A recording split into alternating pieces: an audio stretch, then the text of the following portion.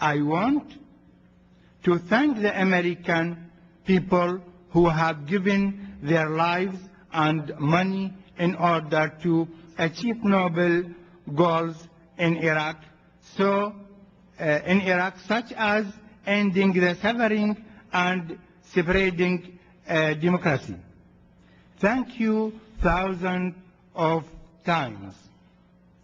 In my written testimony, I highlighted the reasons for an Iraqi Commission on Public Integrity, my appointment as Commissioner, and my background, and discusses much of our work.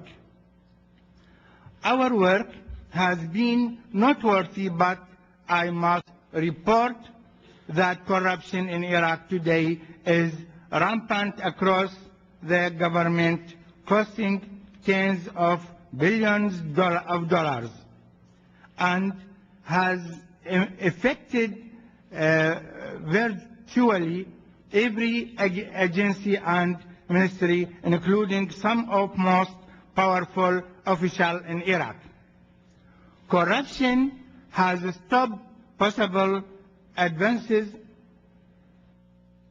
by the government on the political level, on economic reconstruction, on basic services, amenities, and infrastructure, and on the rule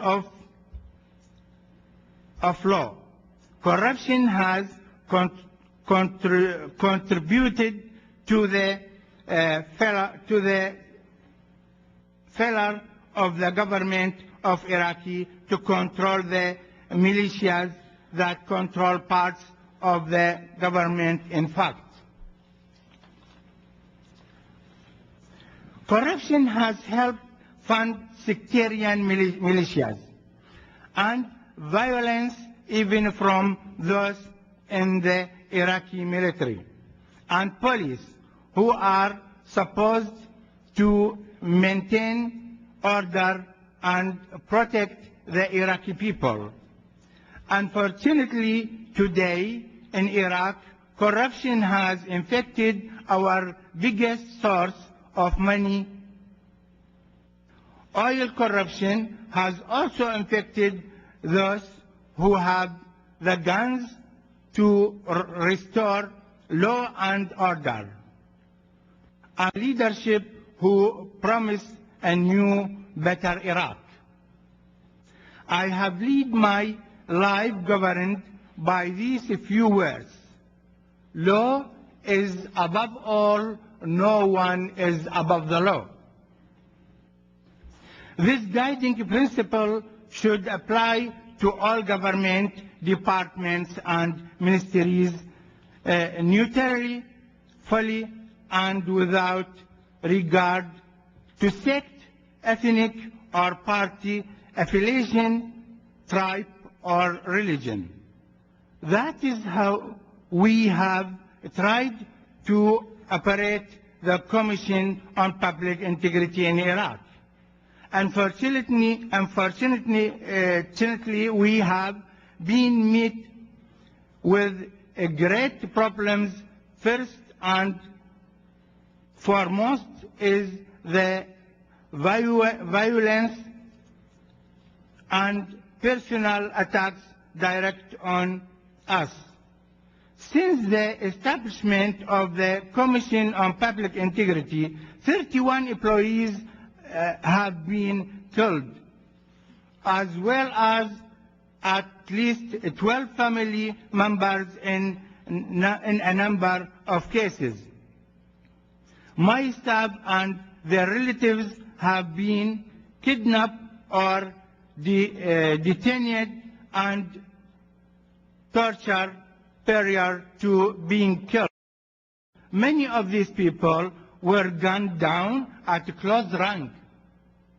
This includes my staff member, Muhannad Abd Salaf, who was gunned down with his 7-month pregnant wife. In one case of target death and torture, the security chief on my staff was threatened with death many times. His father was recently kidnapped and killed because of his son's work at CPI. His body was found hung on a meat hook. One of my staff members who performed clerk duties was protected by my security staff, but his 80-year-old father was kidnapped because his son worked at CPI.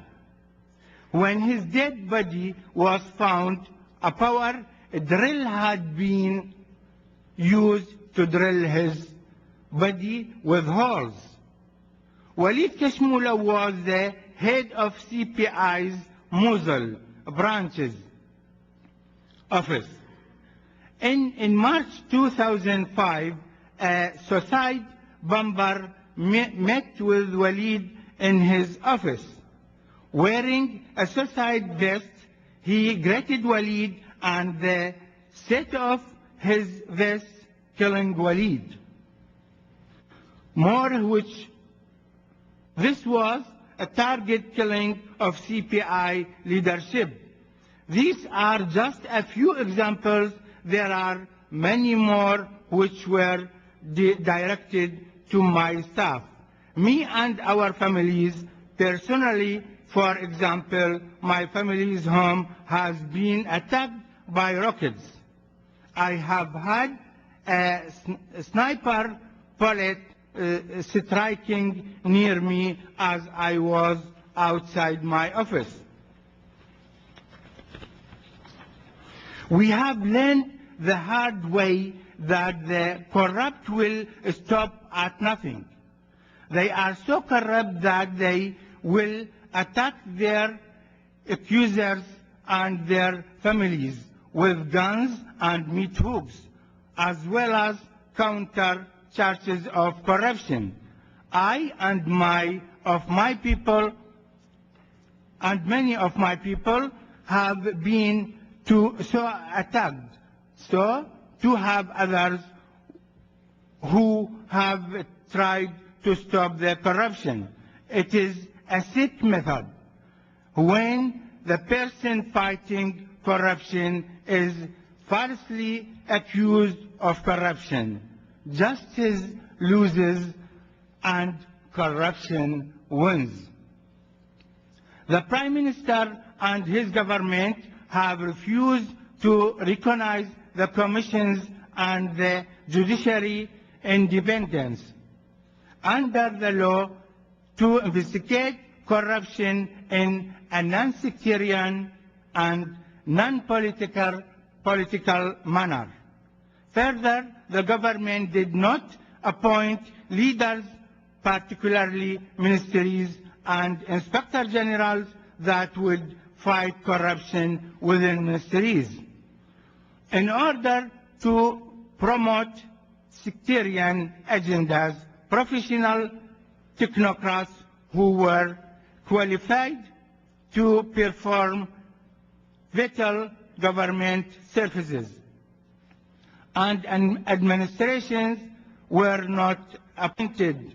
Once the government has formally taken actions against the presidency, the Council of Ministers and former and current ministries use the executive law to allow ministers and the Prime Minister to stop specific corruption cases against their own corrupt employees and officials, and has promoted sectarian agendas over the rule of law. Importantly, it has been impossible for the Commission on Public Integrity to safely and adequately investigate oil corruption where Sunni and Shia militias had control of the metering, transport and distribution of Iraq oil. This has result in the Ministry of Oil effectively financing terrorism through these militias. And my small group of investigators investigated the largest number of cases in the Ministry of Defense and Ministry of Interior. As you might imagine, investigating the security forces of Iraq is very difficult but necessary for an Iraqi future of transparency and the rule of law. Thank you for your attention and patience, and feel free to ask any questions.